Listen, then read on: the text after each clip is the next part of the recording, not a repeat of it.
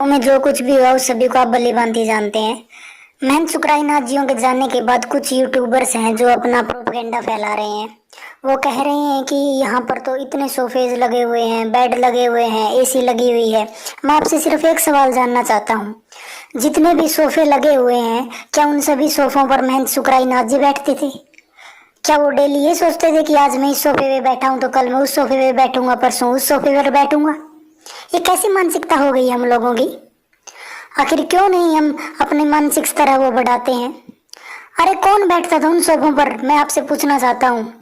बाहर से जो लोग आते थे उन्हीं के लिए तो वो व्यवस्था की हुई थी ना, वो अकेले महाराज के लिए थोड़ी थी।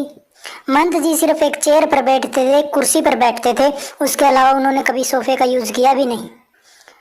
अगर कर भी लिया तो इसमें कौन सी बुराई है बताना?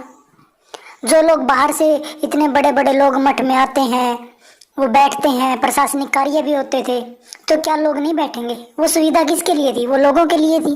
दूसरी चीज ये है, कुछ यूट्यूबर्स हैं वो कह रहे हैं कि ऐसा हो गया ऐसा हो गया। एक बात बताओ, जो सोफा लगे हुए थे उससे पहले क्या वहां पर कोई यूट्यूबर गया नहीं?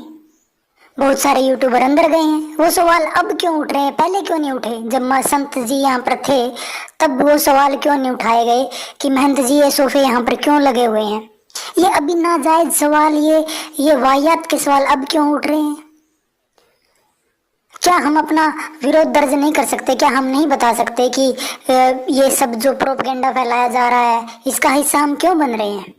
हम इसको नहीं रोक सकते क्या?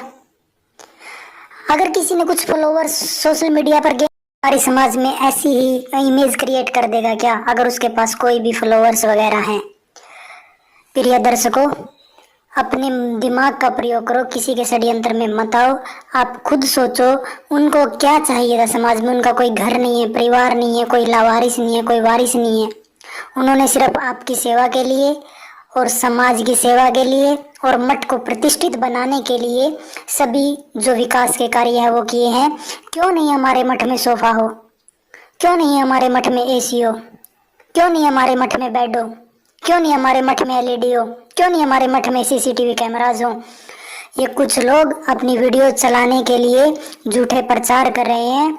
आप अपनी बुद्धि का प्रयोग करें, दूसरों को अपने निर्णय न लेने दें, सोशल मीडिया पर विरोध दर्ज करें, कमेंट में अपने जो विचार हैं वो जरूर लिखें। और जो ये आजकल यूट्यूबर्स अपनी वीडियो चलाने के लिए कुछ कुछ आरोप लगा रहे हैं, मठ की प्रतिष्ठा को भी गिरा रहे हैं, उन पर लगाम लगाइए, अपना विरोध दर्ज कीजिए, एक जिंदा होने की मिसाल पेश कीजिए। धन्यवाद।